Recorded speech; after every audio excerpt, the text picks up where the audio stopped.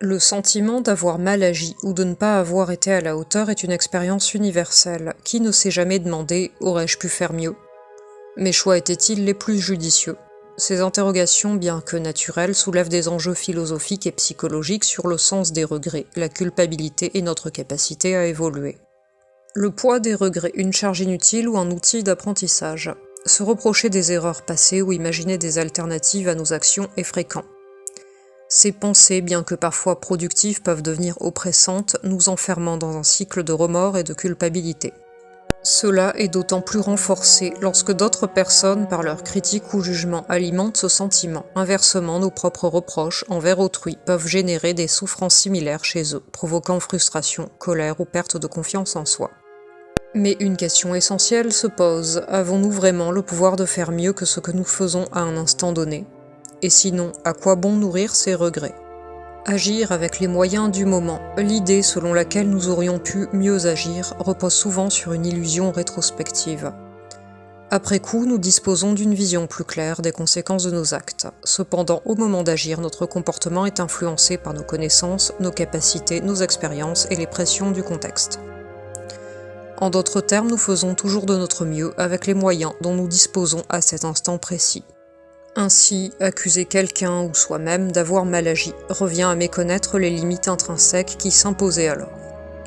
Plutôt que d'entretenir des reproches ou des remords, il est bien plus constructif de chercher à comprendre les facteurs ayant conduit à une décision imparfaite. Ces facteurs peuvent inclure le manque d'informations pertinentes ou précises, des biais cognitifs ou émotionnels, une absence d'expérience ou de recul, des pressions extérieures ou des contraintes immédiates.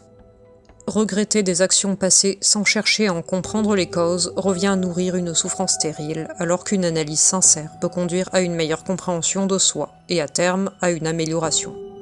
Pourquoi avons-nous ce besoin de ressasser le passé? Notre cerveau est programmé pour analyser nos actes, non pour nous punir, mais pour nous pousser à apprendre. Ce processus peut être bénéfique lorsqu'il nous aide à identifier nos erreurs et à les corriger. Toutefois, lorsque ces réflexions deviennent destructrices, elles perdent leur utilité. Par ailleurs, le regard des autres joue un rôle crucial dans notre perception des regrets. Les normes sociales et morales valorisent la responsabilité individuelle, ce qui nous amène à juger et à être jugés. Ces mécanismes profondément ancrés dans nos sociétés sont souvent perçus comme des moyens de garantir la justice et la cohésion.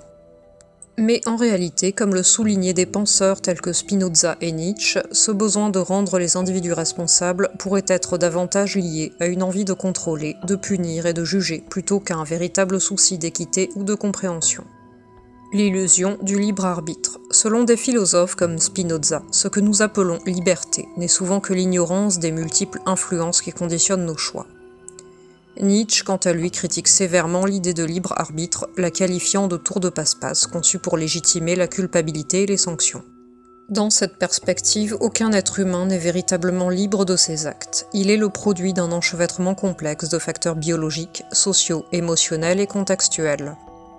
Cela signifie qu'au lieu de se perdre en reproches inutiles, il est plus judicieux d'adopter une approche bienveillante envers soi-même et envers autrui, en reconnaissant que chacun fait ce qu'il peut avec les outils dont il dispose. Comment avancer sans se blâmer? Se libérer des regrets ne signifie pas nier ses erreurs, mais plutôt les accepter comme des étapes normales de l'apprentissage. Celui qui reconnaît ses failles sans s'auto-flageller est mieux armé pour progresser. Voici quelques clés pour dépasser la culpabilité. Adopter une approche constructive. Analyser les erreurs pour comprendre leurs origines et identifier des solutions pour l'avenir. Relativiser les reproches. Se rappeler que chaque individu agit en fonction de ses propres limites. Pratiquer l'autocompassion. Se pardonner soi-même et valoriser ses efforts, même imparfaits. Préférer la prévention au jugement. Au lieu de blâmer, aider les autres à mieux comprendre et à se développer. Accepter l'imperfection pour mieux avancer. Il est naturel de se demander si nous aurions pu agir différemment, mais cette question ne doit pas devenir un poids.